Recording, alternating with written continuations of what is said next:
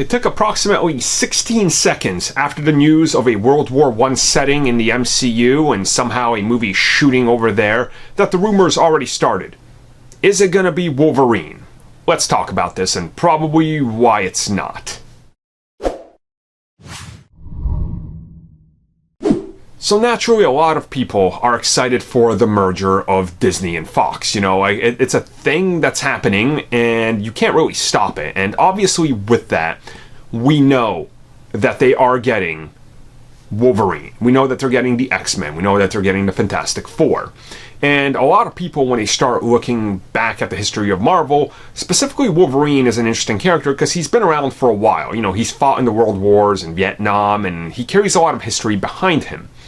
And the moment that, like, the news report hit, hey, apparently Marvel Studios is going to shoot a movie, and there's a World War I setting, and they're shooting for like 2 months, automatically people jumped on that going, it's got to be Wolverine. Well, in a perfect world, yes, but unless the deal is somehow complete or there was a secret deal made that they could produce Wolverine before the deal is complete, which I don't think would happen, is pretty insane, right? And they're not going to risk like breaking antitrust laws because that would cause both companies to go absolutely under the gun, and both of them would suffer significant losses in revenue, and that people would be out of jobs, so that's not an option.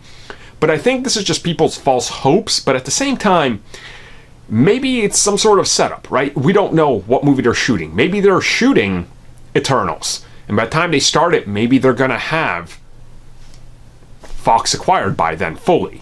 And maybe then they can put in a cameo. You know, we don't know, but I want people to know that maybe you shouldn't build up your expectations on this, because if you're expecting it and it doesn't happen, you got yourself to blame. You know, it's too soon for this. They're not just going to toss him in anywhere, and they can't shoot a movie without owning the character. That's just ridiculous.